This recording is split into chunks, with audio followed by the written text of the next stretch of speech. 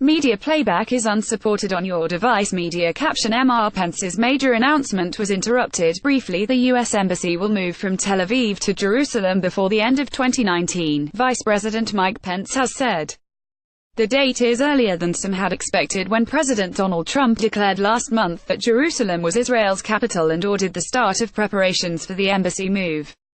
Mr. Pence made the announcement in a speech to the Israeli parliament. He was briefly interrupted by Arab MPs who held up banners saying Jerusalem is the capital of Palestine. Mr. Pence responded by smiling and saying that it was deeply humbling to be standing before this vibrant democracy.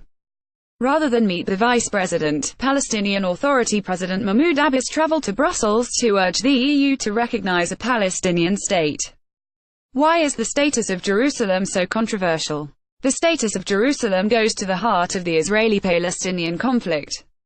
Israel regards Jerusalem as its eternal and undivided capital, while the Palestinians claim East Jerusalem, occupied by Israel in the 1967 Middle East War, as the capital of a future state.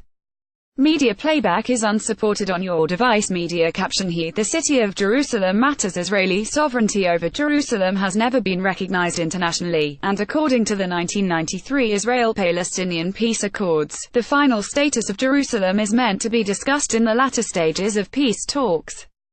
Since 1967, Israel has built a dozen settlements, home to about 200,000 Jews, in East Jerusalem. These are considered illegal under international law, although Israel disputes this. Was Mr. Pence's announcement a surprise? The U.S. Vice President defended Mr. Trump's decision to break with international consensus in his address to the Knesset Parliament on Monday, saying it had righted a 70-year wrong. Jerusalem is Israel's capital, he stated. In the weeks ahead, our administration will advance its plan to open the United States Embassy in Jerusalem, and that United States Embassy will open before the end of next year. By finally recognizing Jerusalem as Israel's capital, the United States has chosen fact over fiction. And fact is the only true foundation for a just and lasting peace. Image caption: Israeli Prime Minister Benjamin Netanyahu welcomed Mike Pence to the Knesset last month. U.S. Secretary of State Rex Tillerson said moving the embassy was not going to be anything that happens right away and was probably no earlier than 3 years out.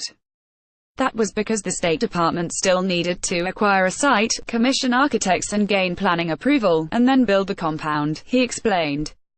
However, last week senior U.S. officials told the New York Times that the embassy transfer might happen in 2019 because diplomats had settled on a plan to convert an existing consular building in West Jerusalem.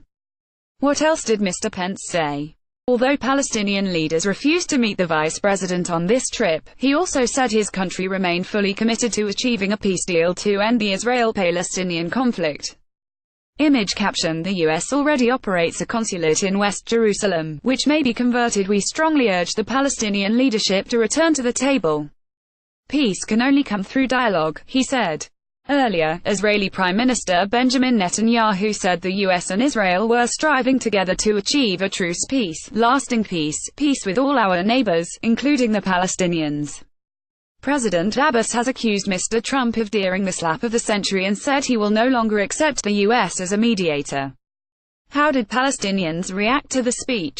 Saeb Erekat, the Secretary General of the Palestine Liberation Organization, said Mr. Pence's messianic discourse was a gift to extremists. It had proven that the U.S. was part of the problem rather than the solution, he added. Mr. Abbas made no mention of the speech when he met EU Foreign Affairs Chief Federica Mogherini in Brussels.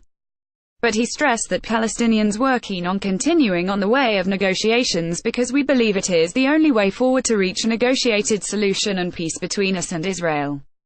He also called on EU member states to swiftly recognize the state of Palestine, adding that there was no contradiction between recognition and the resumption of negotiations.